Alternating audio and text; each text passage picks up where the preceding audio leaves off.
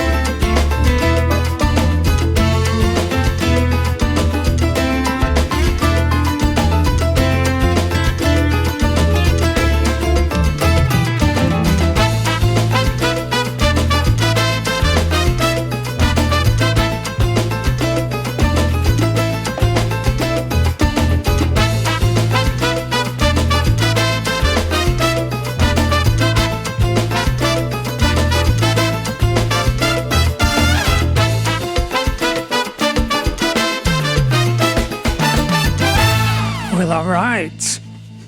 That is some peppy, happy music. Get you going. Let's just forget this whole Watchman thing and I'll just play salsa for the whole segment. How about that? Now, I know some of you are not crazy about the music that I play or that I play music at all. Why do I do it? Well, I'm having fun. And that's the only reason. Hey, I have to keep myself engaged somehow, don't I, to do this on a regular basis? I've been doing this for years and years, really. I mean, writing and videos and podcasts, and I have to keep myself interested. Not that I'm uninterested in the message, but presenting it and trying to appeal to you. But what's interesting about this music, there's a lot of variety, and I try to play a little bit of everything. But it is all produced by Scandinavian musicians. And that's right. Even the salsa I just played, the rap music, it's not your inner city African Americans. I'm sorry to tell you, it's a Scandinavian guy. I'm sure he's white as snow. But they're very talented musicians. And they license their music through this outfit called Epidemic. And it's only licensable for YouTube and Facebook.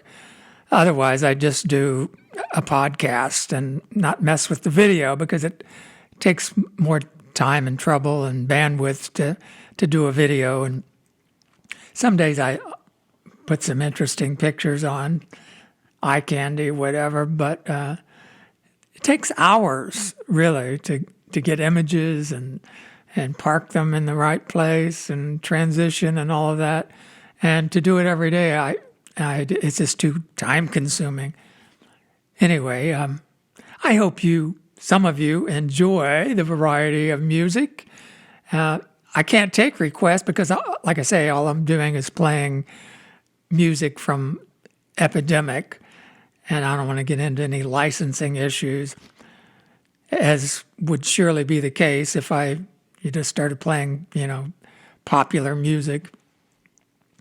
I don't listen to much music at all anymore, and when I do, it's usually classical.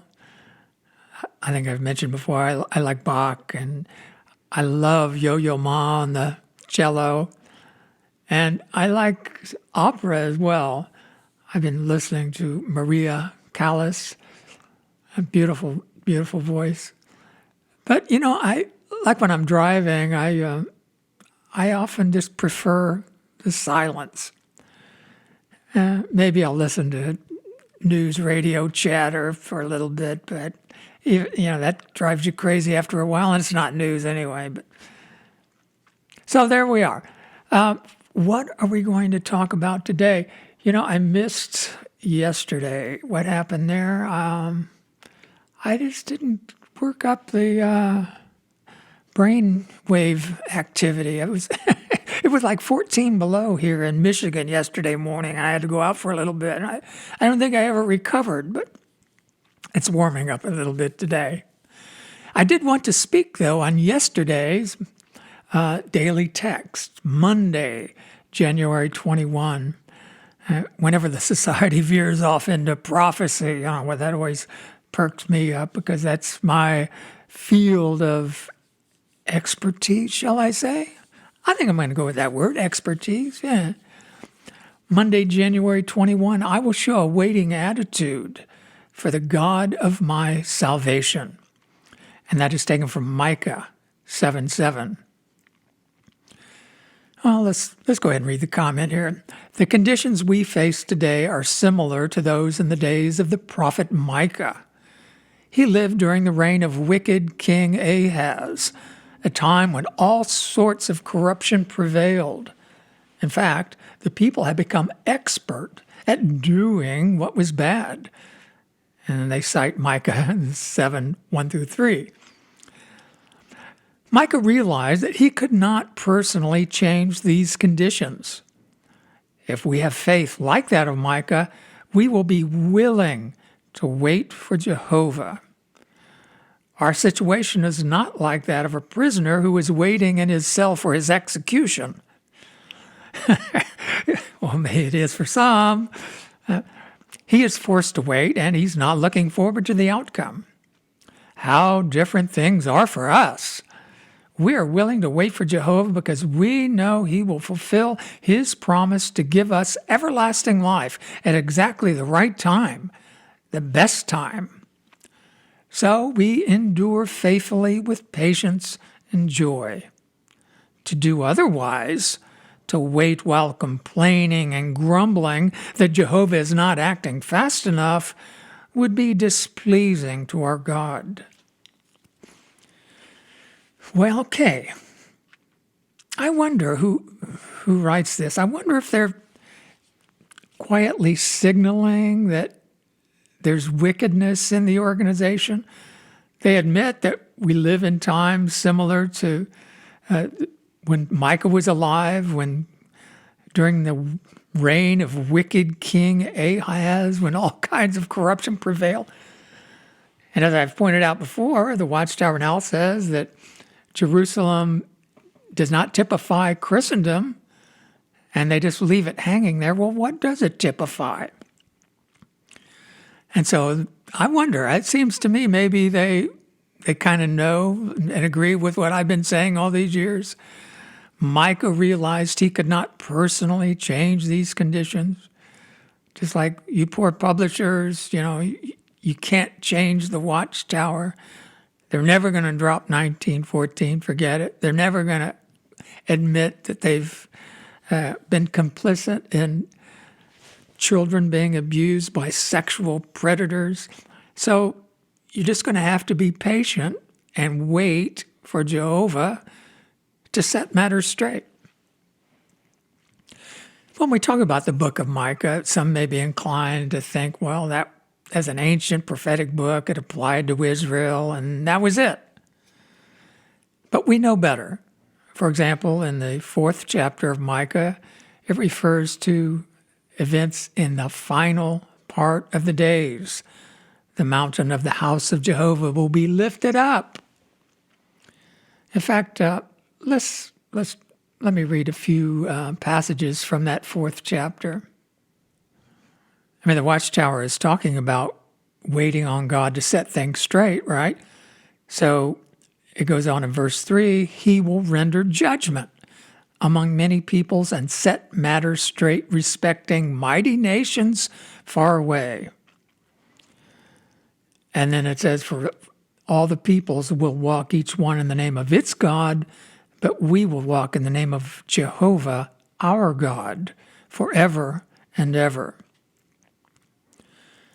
And this really helps us to appreciate the context of the 7th chapter, which I'll read a bit from as well. But in verse 6, we're talking about in that day, declares Jehovah. In what day? In the final part of the days, when the mountain of the house of Jehovah is lifted up. He goes on to say, I will gather the one who was limping and collect together the dispersed one, along with those I treated harshly. And I will make the one who was limping a remnant, and the one far removed a mighty nation.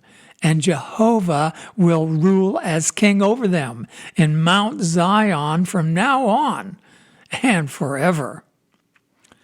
So clearly, this prophecy has application to the second coming of Jesus Christ. That is when Jehovah becomes king.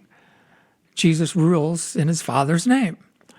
And he does exactly as his Father would if Jehovah were directly ruling. He always did his Father's will when he was on the earth. We shouldn't think he wouldn't do his Father's will when he's given all of this power and authority. But now I want to direct your attention back to that 6th verse. I will gather the one who was limping and collect together the dispersed one, along with those I treated harshly. Well, we know that God doesn't directly punish anyone, but if he removes his protection, if he removes his support and blessing, there's bound to be suffering. And if God allows that for his purpose as discipline, then it is as if he caused it. But here's the point. The Watchtower came out with new light a couple of years ago. When did God's people go into Babylonish captivity? The getting out date is still the same, 1919. But the Watchtower used to teach that God punished the Bible students back during World War I and then restored them. And that actually made more sense because this new light says that Christians went into captivity to Babylon the Great back in the 3rd century when Constantine hijacked what stood for Christianity. And that was the beginning of what we know as Christendom. And supposedly Christians had been in captivity to Babylon the Great from then for hundreds of years up until 1919. And then the Great Escape. But if that is true, how can we reconcile that with this passage that I've read twice now? I will gather the one who is limping, collect together the dispersed one, along with those I treated harshly. Had God been treating Christendom harshly all those hundreds of years? What good would that do? God treats someone harshly to bring about needed correction, discipline. So he says, I will make the one who is limping a remnant. Isn't that the anointed remnant that is spoken of in the 12th chapter of Revelation? The dragon went off to wage war with the remaining ones of this offspring of the woman, the remnant.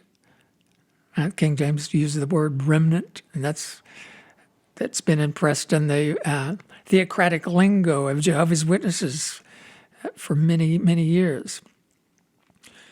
But obviously, no, the dispersing has not taken place. That is coming. That is how Jehovah will deal harshly. And it's so very, very necessary to bring about a little humility on the part of those who, as it says, they walk in the name of Jehovah. But speaking and teaching in the name of Jehovah, that's great. But it brings accountability. And there's no avoiding that. Okay, well, let's go back to that 7th chapter and see how that ties in. The one who is dispersed, the one who is limping. Now, Micah is speaking for those anointed ones who will experience God's treating them harshly. And he says, "Woe to me! I am like one who, after the gathering of summer fruits and the gleaning following a grape harvest, finds no cluster of grapes to eat, no early fig that I crave." Well, again, I mentioned that the prophecy of Joel is it's like the primer to unlock all prophecy, Hebrew prophecy in particular. And in the prophecy of Joel, it talks about the harvest being lost due to the ravages of this locust onslaught. And so God's people are working to bring in the harvest. The farmers are in the field.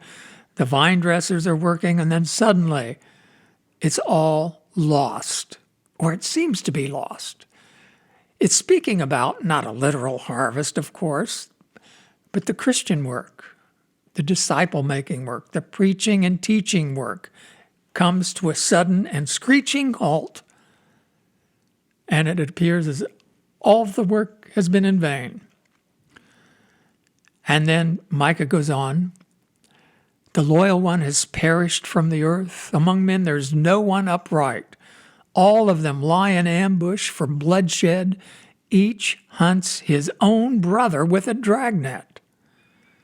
Well, that can't apply to us. We're upright. We're not these liars and murderers that ambush others. Well, what did Jesus say? Brothers will hate brothers. Family members will turn each other in to be put to death. Let's go on. Verse 4 says, "Their best one is like thorns. Their most upright one is worse than a thorn hedge. The day of your watchmen and of your reckoning will come, and now they will panic." The day of your watchman. I call myself a watchman, and what have I been talking about for all of these years? The day of reckoning. And I'm still talking about it, and I'm certain it will come. And that's when the leadership will panic.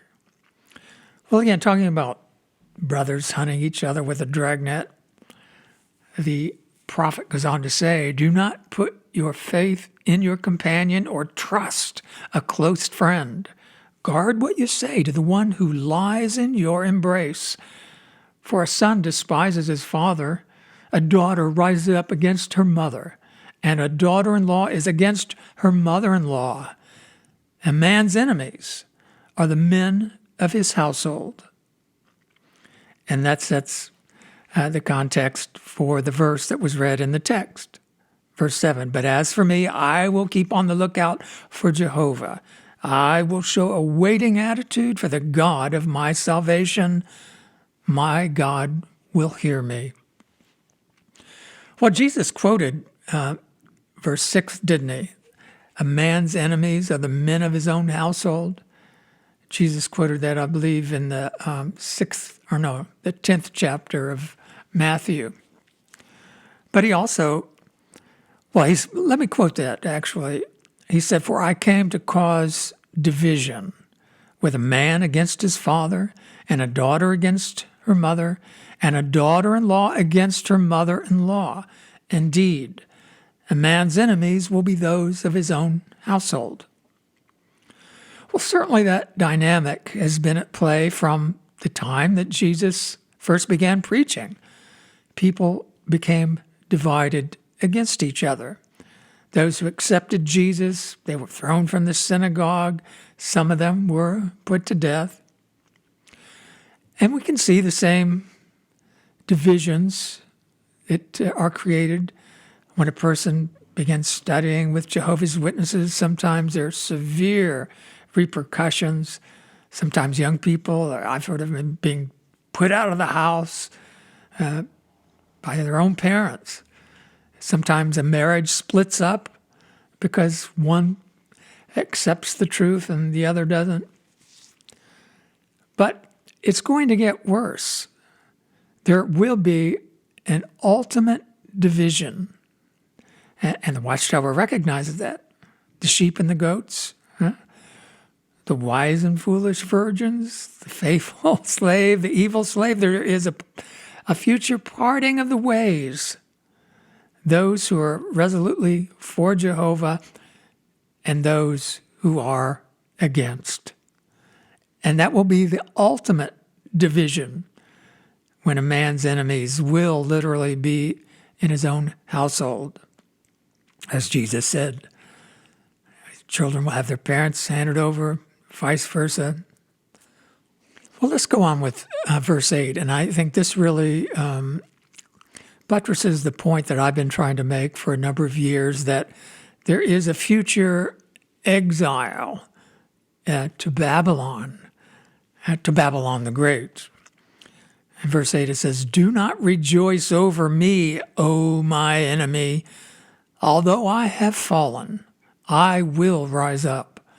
Although I dwell in darkness, Jehovah will be my light. The wrath of Jehovah I will bear, for I have sinned against him. Until he pleads my legal case and brings about justice for me, he will bring me out to the light, and I will look upon his righteousness. My enemy will also see, and shame will cover her who said to me, 'Where is Jehovah your God?' My eyes will look upon her. Now she will be trampled like mud in the streets." So, according to the Watchtower, as I mentioned, Jehovah's Witnesses, or the Bible students rather, got out of Babylon in 1919. But again, emphasizing the point, how was that experiencing punishment from Jehovah, being part of this religious system of Babylon the Great? Did anyone realize they were being punished because they were a Methodist or a Catholic or whatever? I don't think so.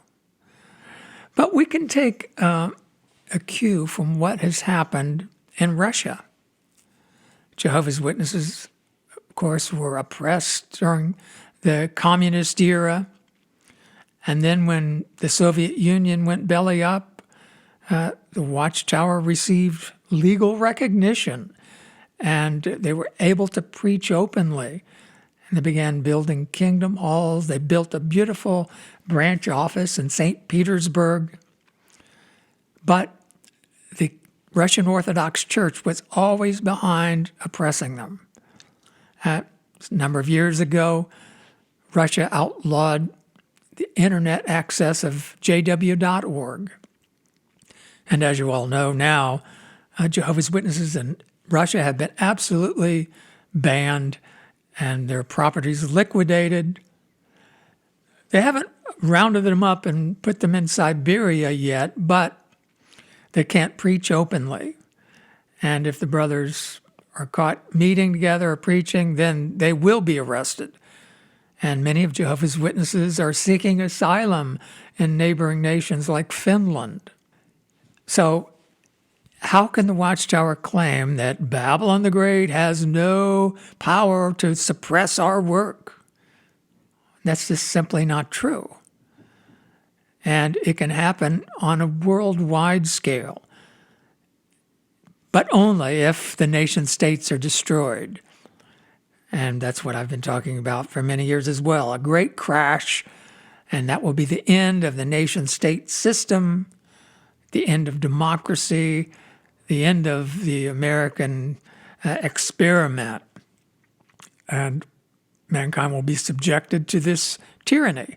But Babylon the Great will still be in existence for a time. And it will appear as if Babylon has triumphed over Jehovah's people. And that will be the punishment. The wrath of Jehovah I will bear, for I've sinned against him. But Christ will plead their legal case. And the light will come in the form of Christ revealing himself to those who are in darkness, this remnant. They will see Christ with their eyes. he will become manifest to them. And that's what the revelation of Jesus is.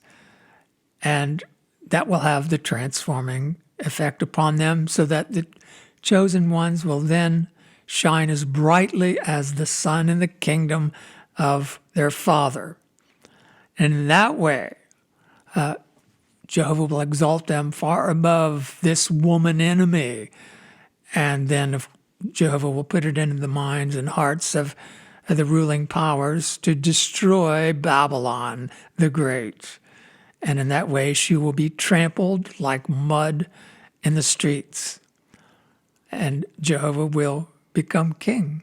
There will be no competitor religion. I'll close out there with reading verse 18.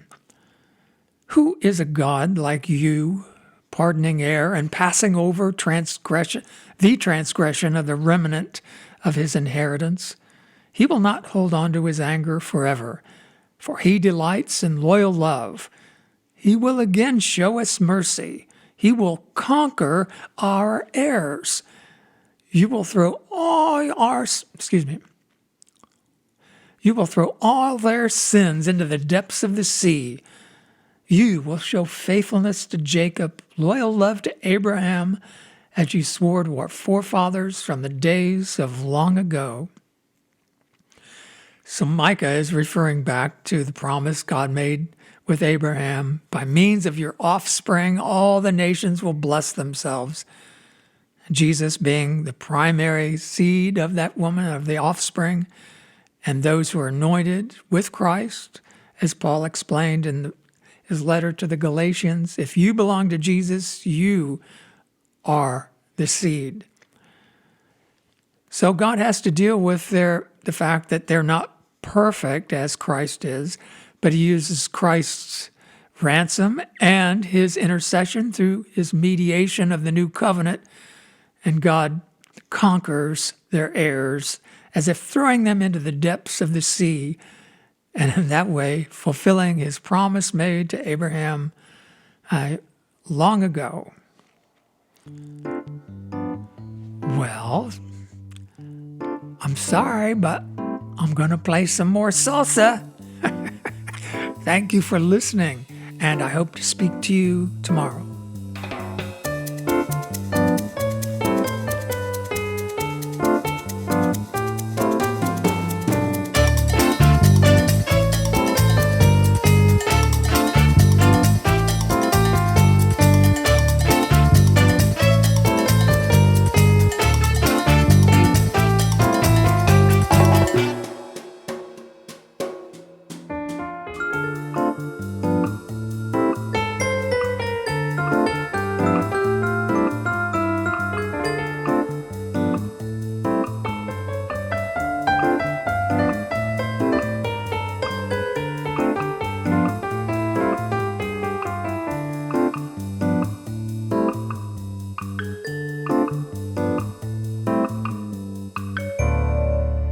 Well, that song was relatively brief, and I'm feeling rather mischievous today. So let's play another one.